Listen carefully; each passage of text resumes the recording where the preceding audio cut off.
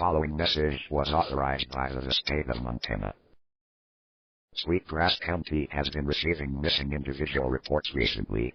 A total of 34 individuals were confirmed missing in the last 48 hours. The local police departments are investigating the situation. However, as of now there are no leads to what has caused this.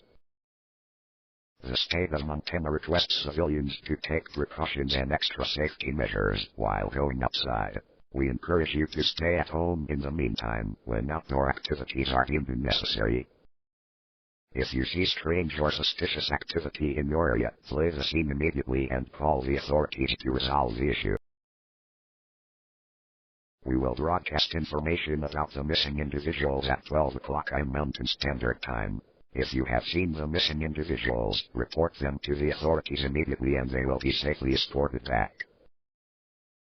Thank you for your cooperation.